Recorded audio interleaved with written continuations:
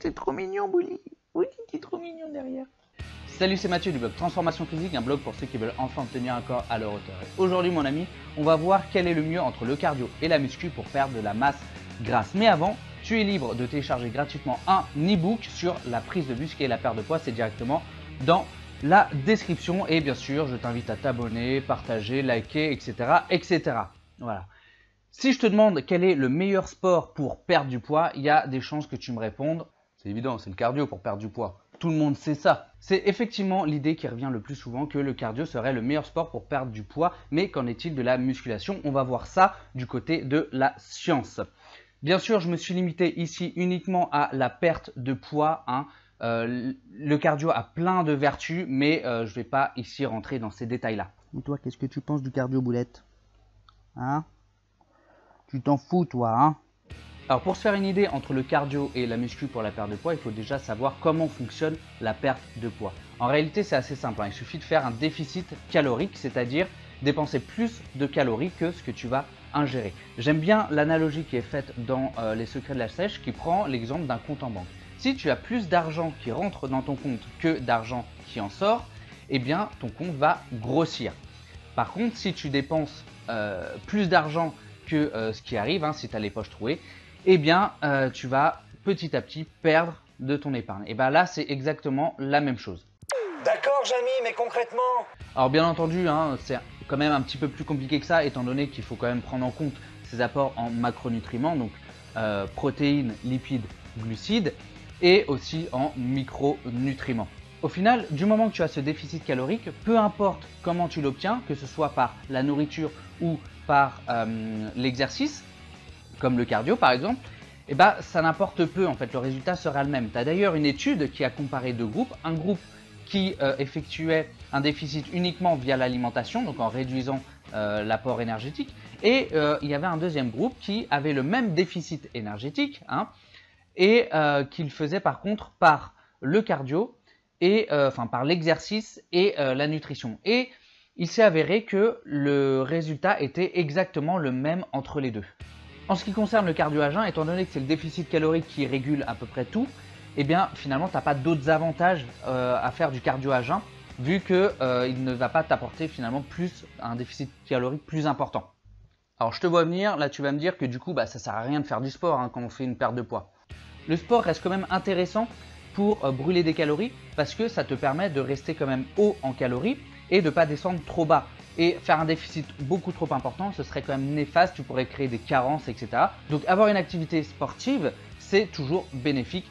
Bien sûr, là je parle du déficit, mais il y a bien d'autres bienfaits à faire du sport. Alors qu'est-ce qu'il faut privilégier entre cardio et muscu, hein? On pense souvent que le cardio dépense beaucoup plus de calories que la musculation, en fait ce n'est pas réellement le cas. Les deux, alors c'est en fonction de plein de paramètres hein, bien sûr à prendre en compte, mais les deux vont dépenser quand même globalement à peu près le même nombre de calories. Mais plus tu vas aussi avoir de l'entraînement, plus tu vas avoir une capacité de mettre de l'intensité dans tes entraînements et tu vas pouvoir dépenser plus de calories. Alors, je te vois venir, toi, l'adepte hein, du HIIT, du High Intensity Interval Training, avec ton fameux Afterburn Effect. Hein, effectivement, quand tu fais un sport intensif et des circuits training notamment, tu vas brûler des calories après ta séance de musculation, même quand elle est terminée. C'est ce qu'on appelle l'Afterburn Effect. C'est dû à une consommation excessive d'oxygène par l'organisme après l'entraînement. Mais en réalité, je te conseille de pas du tout compter là-dessus, c'est largement surestimé, c'est très marketing en fait. Par contre, ce qui va être intéressant au niveau de la musculation, c'est que si même en absolu, tu vas pas brûler énormément de calories, à long terme, étant donné que tu vas fabriquer de la masse musculaire, eh bien tu vas dépenser plus de calories au repos parce que ta masse musculaire, c'est énergivore, elle a besoin d'énergie pour se maintenir en fait.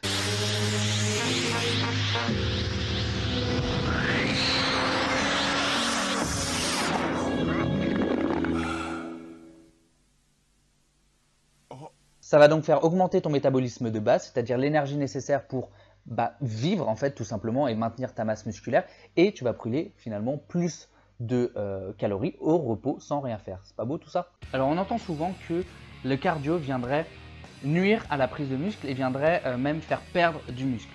En réalité, ce qui se passe, c'est que le corps s'adapte à l'effort auquel on le soumet. C'est-à-dire que si tu le mets face à un effort comme la musculation par exemple, eh ben, le corps va réagir en construisant des fibres musculaires, en faisant grossir les fibres pour gagner du muscle et s'adapter en fait à l'effort que tu lui donnes.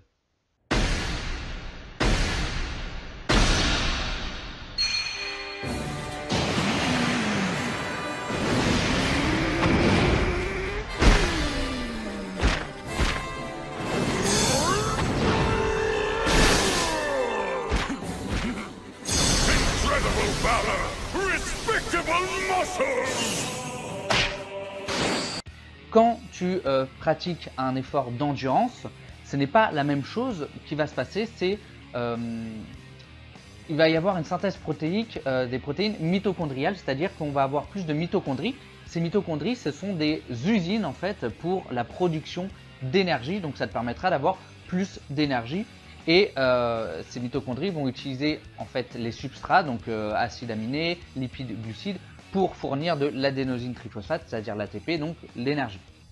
Le problème, c'est qu'en fait, les deux adaptations sont complètement opposées et elles ont des voies de signalisation qui sont opposées. Par exemple, quand tu vas faire de la musculation pour construire du muscle, et bah, tu comptes sur une enzyme importante qui est la mTOR. Par contre, la mTOR, elle est inhibée par l'AMPK.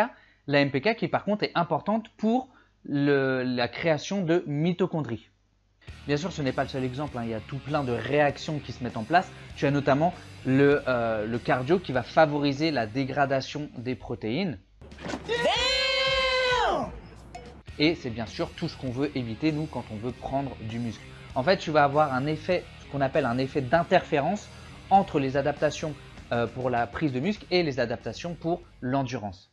Je vais quand même nuancer un petit peu le propos parce que quand tu es débutant en musculation, il y a très peu d'effets, voire pas d'effets d'interférence, mais ça peut quand même arriver assez vite. Notre problème du cardio, c'est qu'il peut engendrer des dommages musculaires qui peuvent venir entraver ta récupération liée à tes séances de musculation. Et je pense aussi notamment par exemple tout ce qui va être sport à impact comme le running par exemple, hein, qui n'est pas forcément la meilleure forme de cardio pour sa récupération. Il existe 3 façons de limiter ces effets d'interférence. Déjà, limiter le cardio, hein, ça va de soi, donc ne faire vraiment que le strict minimum. Ensuite, espacer le plus possible tes séances de musculation de tes séances de cardio, donc au moins 6 heures entre les deux, tout simplement parce que c'est au bout de 6 heures que la MPK s'est dissipée.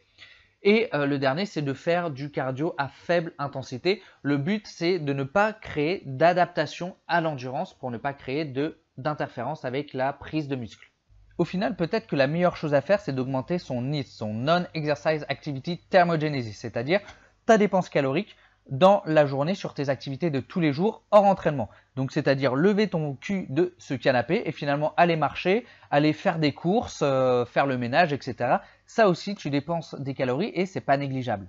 En résumé, je te conseille de déjà te tourner vers l'alimentation pour perdre du gras et ensuite de rajouter de la musculation pour pouvoir te dessiner en construisant du muscle ou au moins en maintenant ta masse musculaire, parce que si tu n'utilises pas tes muscles pendant un déficit, eh ben, le risque c'est de perdre du muscle, bien que ça dépende quand même de ton niveau de masse grasse. Et en troisième lieu, tu peux rajouter du cardio pour optimiser ton déficit calorique et bien entendu pour éviter de descendre trop bas en calories, pour ne pas manquer de micronutriments et de certains macronutriments. Voilà. Mais cette vidéo est quand même une bonne nouvelle pour ceux qui n'aiment pas le cardio comme moi, parce que ça te montre bien que ce n'est pas nécessaire, ce n'est vraiment pas obligatoire de faire du cardio pour perdre du poids. J'espère que tu as apprécié cette vidéo. Dis-le moi en commentaire et laisse-moi un like, ce serait vraiment cool. Et dis-moi si toi aussi tu aimes ou pas le cardio. Moi je déteste ça. Et je te dis à la prochaine pour une nouvelle vidéo. Salut!